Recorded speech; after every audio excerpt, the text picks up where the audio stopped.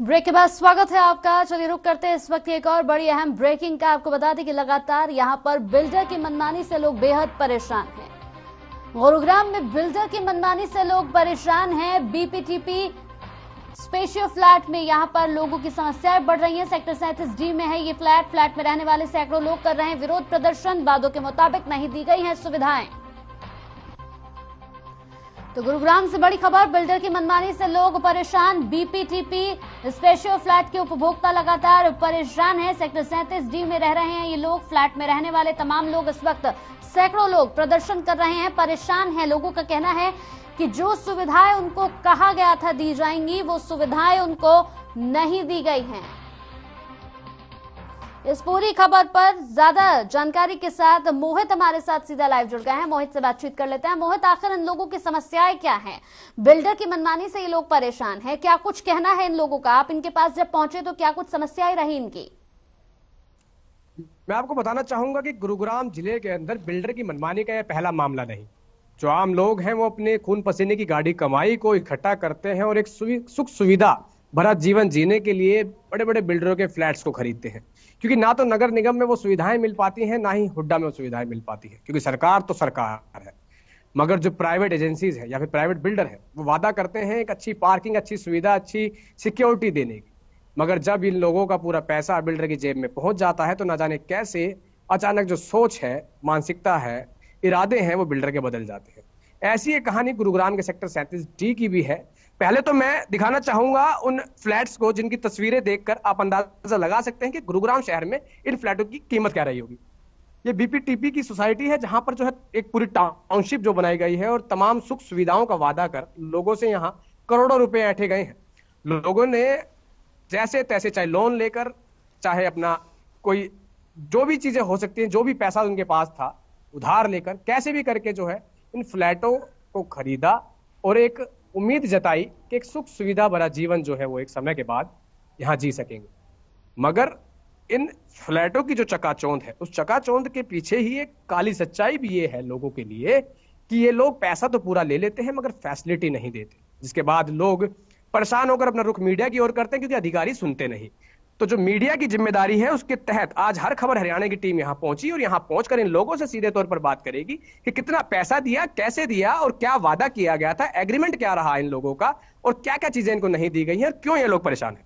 सबसे पहले BPTP society से जो प्रेसिडेंट है, जो यहाँ पर आरडब्ल्यू प्रेसिडेंट है, उनसे बात करने की कोशिश करते हैं कि कौन कौन सी समस्याओं के तहत आज ये लोग इकट्ठा हुए हैं और क्या परेशानियां हैं।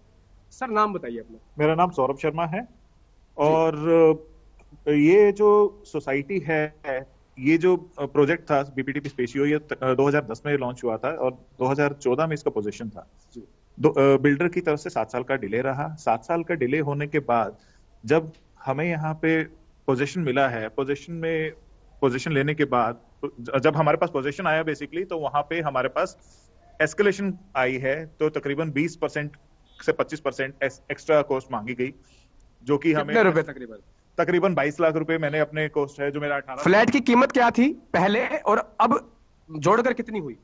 जो फ्लैट की ओरिजिनल कीमत थी वो थी 63 लाख रुपए के आसपास, 63.5 लाख रुपए की, और जब एस्केलेशन आई है तो उसके बाद सीधा 84 लाख रुपए के आसपास की डिमांड बनी है। मतलब कि अपनी मांग को पूरा कर लिया।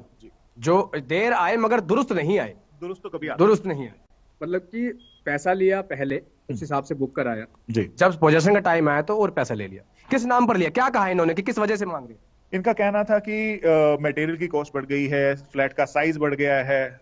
फ्लैट का साइज हमें नहीं समझ में आया कि कैसे बढ़ गया, क्योंकि जो लाइसेंस इन्होंने लिया है, जो लाइसेंस अप्रूव हुआ है गवर्नमेंट की तरफ से, वो एक पर्टिकुलर एरिया के हिसाब से हुआ है। वो एरिया कैसे बढ़ गया वो हमें भी नहीं समझ में आया। और आज तक मैंने रेरा में भी केस फाइल किया था।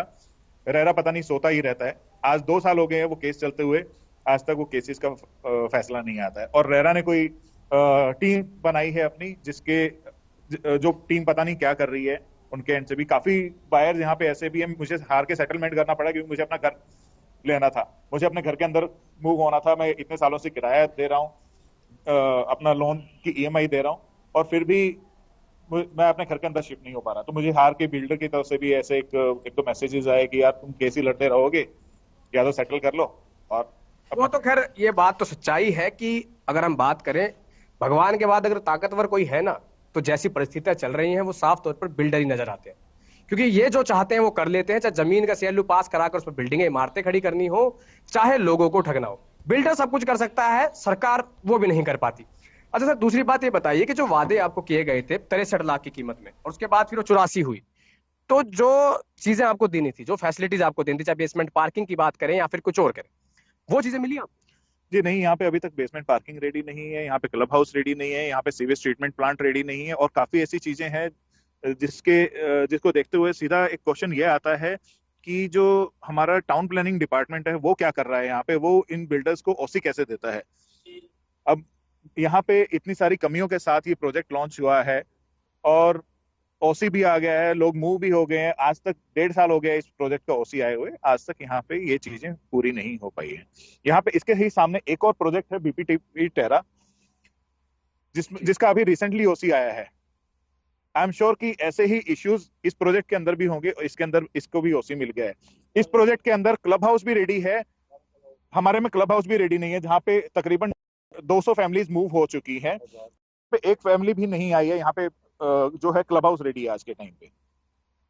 जी, कुछ और लोग हम उनसे ही बात करने की कोशिश करते हैं। सर अपना नाम। चलिए मोहित, बहुत बहुत शुक्रिया आप मेरा हमारे नाम साथ जुड़े, और लोगों की जो समस्याएं हैं उन समस्याओं को लोग किस तरीके से जी रहे हैं, वाकई देखकर हैरानगी हो रही है। क्योंकि जब तक पैसा बिल्डर की जेब में नहीं पहुंचता तब तक तो सारी सुविधाएं लोगों को दी जाती हैं, लेकिन जब पूरा पैसा बिल्डर की जेब में पहुंच जाता है उसके बाद लोगों की समस्याएं सुनने वाला भी कोई नहीं होता।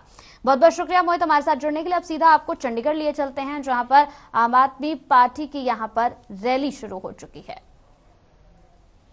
तो लगातार जिस तरह से यहां पर चंडीगढ़ में आम आदमी की ओर से लगातार रैली की जा रही है, साथ ही साथ आपको बता दें कि हर तरह से आम आदमी पार्टी अपनी यहां पर किस्मत आजमाने में लगी हुई है, और लोगों को ये भरोसा दिलाने में लगी हुई है कि जिस तरह से दिल्ली में आम आदमी ने विकास किया है, जिस तरह से दिल्ली में लोग आम आदमी पार्टी से खुश हैं, वैसे ही यहाँ पंजाब में भी लोग आम आदमी पार्टी से बेहद खुश होंगे अगर उन्हें जिताते हैं या उन पर भरोसा जताते हैं। तो हालांकि लगातार यहाँ पर आम आदमी पार्टी इस कवायद में लगी हुई है कि किसी तरीके से लोगों का भरोसा वो यहां पर जीत पाए।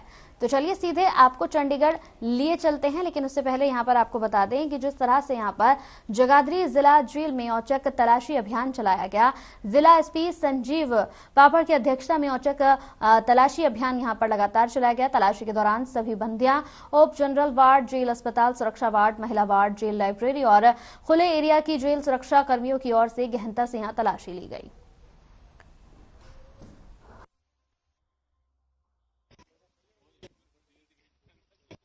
सरप्राइज हमने पूरे जेल की तलाशी करवाई, तमाम स्टाफ के जो मुलाजमान थे, हमारे सभी स्टाफ के ऑफिसर्स थे, तो हमने हाई सिक्योरिटी सेल की, हर ब्लॉक की, हॉस्पिटल वगैरह की सब की, तो कोई किसी तरह की निषेध वस्तु नहीं मिली हमें, ना ही कोई मोबाइल, कोई नशे की वस्तु, ना ही कोई किसी तरह का नुकीला वस्तु इस तरह की मिली है।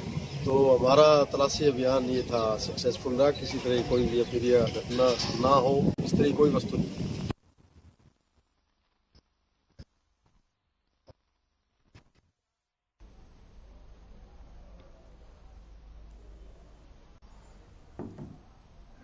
तो जेल में तलाशी अभियान चलाया गया। आपको बता दें कि जगाधरी में यहाँ पर जेल के अंदर तलाशी अभियान चलाया गया। लगातार यहाँ से जिस तरह की खबरें सामने आ रही थी, उन तमाम खबरों को ध्यान में रखते हुए जेल में तमाम बड़े पुलिस अधिकारियों के साथ ये तलाशी अभियान चलाया गया। आपको बता दें कि लगातार समय समय पर इस तरह से ये अभियान चलाया जाता है ताकि जेल के अंदर किसी भी गतिविधि में संलिप्त कोई भी यहाँ पर ना मिले। आपको बता दें कि यहाँ पर साफ तौर पर कहना है जगाधरी में कि एसपी संजीव पांडे लगातार इस तरह से अभियान चलाते रहते हैं। तलाशी के दौरान सभी बंदियां, उप जनरल वार्ड, जेल अस्पताल सुरक्षा वार्ड, महिला वार्ड, जेल लाइब्रेरी, खुला एरिया और जेल सुरक्षा कर्मियों की ओर से गहनता से यहाँ पर उनकी जांच की गई। व्यवस्थाओं के बारे में कैदियों से जांच पड़ताल की गई, उनसे पूछताछ की गई। जेल में तलाशी के दौरान कोई भी निषेध वस्तु बरामद नहीं हुई। तलाशी के समय एसपी जेल संजीव पात्र मौजूद रहे, उनके साथ डीएसपी जेल भूपेंद्र सिंह समेत करीब 50 जेल सुरक्षा कर्मी भी मौजूद रहे।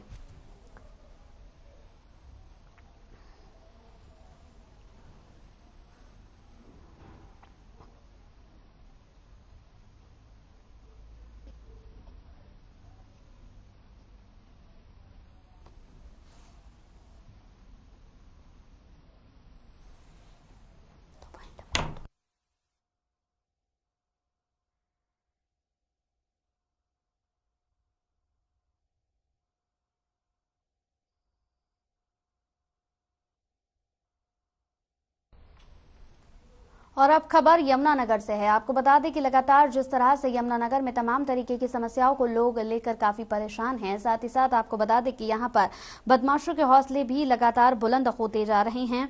बताते चले यमुनानगर में आपराधिक घटनाएं रुकने का नाम नहीं ले रही हैं। आए दिन कोई न कोई लूटपाट की घटना सामने आती रहती है। ताजा मामला यमुनानगर के ITI के पास मॉडर्न कॉलोनी का है, जहां दिन दहाड़े एक बुजुर्ग महिला से स्कूटी सवार 2 बदमाश कान की बालियां छीनकर फरार हो गए और मेरी बालियां छीन के ले गए। तो तुरंत हम मौके पे पहुंचे, हमने उनसे कंप्लेंट ली और वहां के आसपास के CCTV कैमरे देखे, उसमें 2 लड़के बालियां छीनते नजर आ रहे हैं।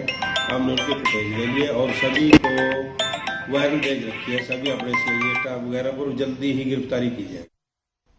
चलिए इसी के साथ इस बुलेटिन में मेरे साथ इतना ही। नमस्कार।